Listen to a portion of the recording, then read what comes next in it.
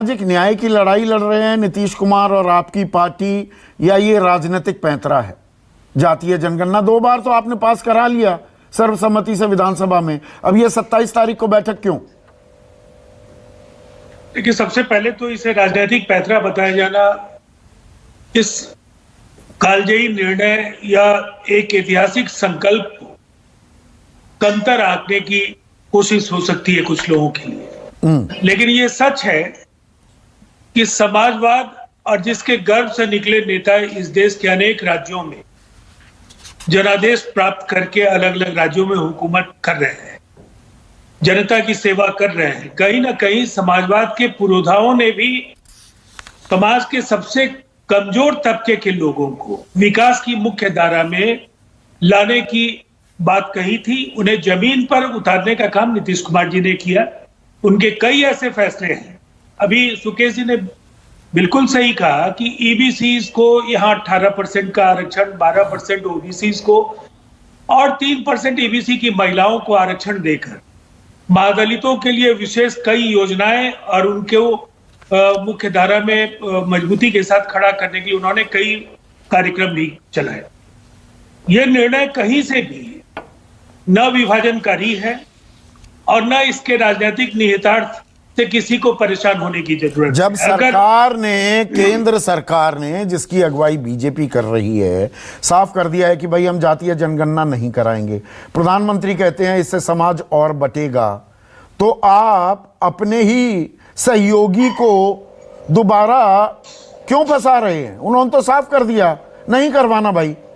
और कर्नाटक में ऐसा हुआ है संदीप। हाँ, मैं आ रहा हूं अभी कर्नाटक पे भी। देखिए, सबसे पहली बात तो ये है संदीप जी, अगर राष्ट्रीय जनतांत्रिक गठबंधन का आप लगभग 2.25 दशकों का अगर इतिहास खंगालेंगे तो अटल बिहारी वाजपेयी जी के समय जो नेशनल एजेंडा ऑन गवर्नेंस एक ऐसे कार्यक्रम के तौर पर तय हुआ जिसमें अलग अलग प्राथमिकताएं गठबंधन के घटक दलों की हो सकती हैं, उनके मुद्दे अलग हो सकते हैं, लेकिन जनता से किए वायदों के अनुरूप हम न्यूनतम सहमति के आधार पर सरकार चलाएंगे। तो आज भी भारतीय जनता पार्टी की राज्य इकाई पिछले कई अवसरों पर यह स्पष्ट हो चुका है कि जातीय जनगणना के आधार पर हमारी राय से वो अलग नहीं है। और आपने स्वयं कहा कि इसमें विधानमंडल के 2 प्रस्ताव हैं। पिछली बार प्रधानमंत्री नरेंद्र मोदी जी से बिहार का शिष्टमंडल मिला और मुझे ऐसा लगता है कि बिहार की इकाई भारतीय जनता पार्टी, तो ये दोबारा करने का क्या फायदा? कर्नाटक में ये कानून बना था ना, सोशियो इकोनॉमिक कास्ट सेंसस हुआ ना, वो बाद में प्रकाशित नहीं हुआ, वो अलग चीज है। तो आप कर दीजिए 2 बार, जब पारित हो चुका है प्रस्ताव, आप बिहार में करिए ना, कौन रोक रहा है आपको? देखिए, सबसे पहली बात है कि सर्वानुमति ड्राफ्ट कैसा बने तब लोगों को ज्यादा से ज्यादा लाभ हो। इसमें अगर ज्यादा विमर्श होता है, संवाद होता है, तो इससे ये प्रस्ताव ज्यादा बेहतर तरीके से जनता की सेवा कर पाएगा। और हमारा ये आप आरजेडी के दबाव में कर रहे हैं, अमरेंद्र प्रताप सिंह ये बात कह रहे हैं जी, आरजेडी के दबाव में ये पींगे जो बढ़ रही है, खेल उसी में छिपा हुआ है क्या? नीतीश कुमार बीजेपी को संदेश, संकेत दे रहे हैं क्या? 19 और 20 में विधानमंडल के प्रस्ताव में भारतीय जनता पार्टी ने राजद के दबाव में हमारा समर्थन किया था। देखिए, ये बेमानी और इस तरह के तर्क का कोई औचित्य नहीं है।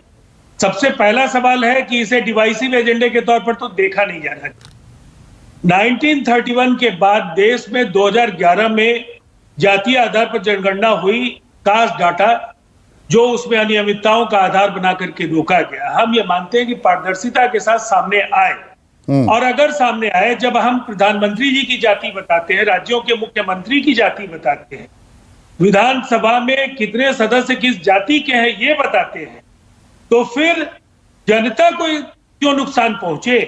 अगर कल्याणकारी योजनाओं का लाभ और कल्याणकारी योजनाओं का निर्धारण उनकी संख्या, उनकी आवश्यकताओं के अनुरूप अगर की जा सके, तो योजनाओं का अनावश्यक जो बोझ है उन पर राज्यांश का जो बोझ 2024 पर निगाहें हैं क्या नीतीश कुमार की? ये संयोग है क्या? अब जातीय जनगणना पर बैठक बुला रहे हैं। मैंने जिक्र किया अपने शुरुआती संबोधन में, आप जुड़ नहीं पाए थे राजीव रंजन उस वक्त। यूनिफॉर्म सिविल कोड को लेकर कहते हैं इसकी कोई जरूरत नहीं, लाउड ये हम स्पीकर आज को से तो फालतू नहीं कह की रहे। बात कहते हैं, देखिए यूनिफॉर्म हमारा सिविल कोड को, समान आचार संहिता को तो बीजेपी के 3 मुख्यमंत्री पुरजोर तरीके से इस बात को कह रहे हैं। नहीं, वो कह सकते हैं, लेकिन हम इसलिए नहीं कहेंगे कि जनता दल यूनाइटेड और उसके पहले समता पार्टी, हम तो पहले से भी कहते रहे कि यूनिफॉर्म सिविल कोड या कॉमन सिविल कोड या धारा 370, अब वो सवाल अब सामने प्रासंगिक नहीं है, या राम मंदिर के विवाद को लेकर के हम लोगों ने कहा था कि न्यायालय से उसकी न्यायालय के फैसले के आधार पर हो, और वो अंततः हुआ। तो ऐसी असहमतियां पूर्व में भी रही हैं, और मदरसों को लेकर के जो स्टैंड है, हमारा मानना बिल्कुल अलग है कि अगर मदरसों में राष्ट्र तो विरोधी ये चीजें गतिविधियां हो रही पुरजोर हैं- तरीके से जो आप फिर उठाने लगे, 2024 की तैयारी है क्या? यही तो मेरा सवाल था। नहीं, तो मुझे एक बात बताइए, नोटबंदी के सवाल पर हम तो उस समय यूपीए के साथ, लेकिन नोटबंदी को कालाधन पर एक बड़ा प्रहार मानते थे नीतीश कुमार जी। उन्होंने धारा से हट करके उस समय प्रधानमंत्री जी के इस फैसले का स्वागत किया। तो नीतीश कुमार जी और जनता दल यूनाइटेड इस भीड़ तंत्र का हिस्सा बनने के लिए तैयार नहीं है। हमारी प्राथमिकताएं हैं, और हम जिन मूल्यों को लेकर के राजनीति में आए, जो समाजवाद और समाजवाद से जुड़े जो मूल्य हैं, जो हमारे पुरोधाओं ने कहा है, हम केवल उनको चुनाव के वक्त बीजेपी हथियार आपकी के तौर सुनती पे नहीं है इस्तेमाल ना। करती। विशेष राज्य के दर्जे की बात हो, जो आवंटन है राज्यों को केंद्र की तरफ से, जो पैसे मिलने चाहिए, इन सवालों पर बोचहा उपचुनाव अभी हुआ हाल में, उसमें भी आप लोगों ने थोड़ा मजा लिया ना कि भाई नीतीश कुमार के कामकाज पर सवाल उठा रहे थे, तो बीजेपी को हो गया नुकसान। देखिए संदीप जी, सबसे पहली बात तो है कि बोचहा की हार ने हम सब लोगों को आत्ममंथन के लिए विवश किया है। हार घटक किसी भी गठबंधन के किसी घटक दल का हो, लेकिन विश्लेषण जब होगा तो पूरे गठबंधन घटक दल की हार है कि सरकार की हार थी?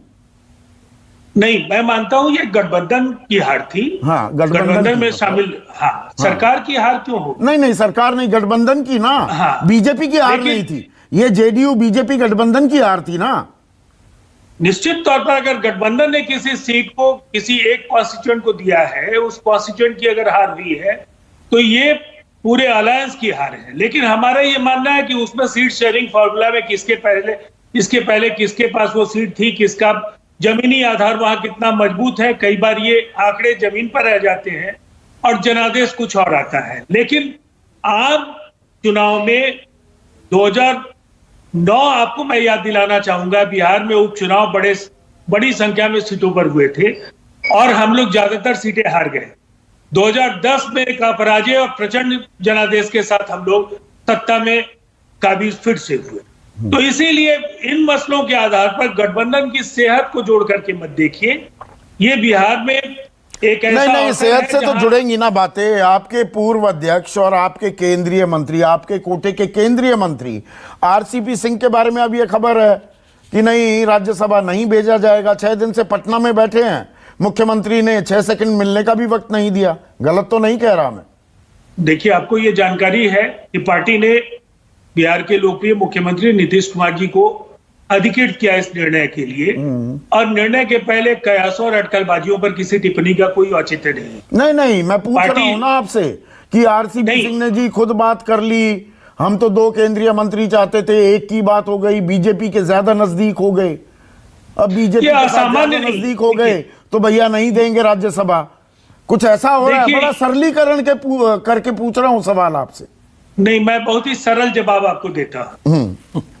गठबंधन धर्म के निर्वहन में ऐसी कठिनाइयां कई बार आएंगी, और इस अग्नि परीक्षा से आप उत्तीर्ण होकर के बाहर आए, ये गठबंधन की सेहत के लिए बेहद आवश्यक है। और इसीलिए उम्मीदवारों का चयन, उम्मीदवारों के टिकट, ये अलग अलग अवसरों पर होते हैं, और कई बार पार्टियों को कई फैसले तो समझ करके लेने पड़ते हैं। उन्हें पार्टियों का विशेषाधिकार समझिए, और इससे गठबंधन का कोई रिश्ता जोड़ने की जरूरत नहीं है। तो सहज है गठबंधन, जो मामूली सी कुछ सलवटें हो सकती हैं और कुछ नहीं, एवरीथिंग इज कंफर्टेबल। देखिए, अगर सलवटें नहीं होंगी तो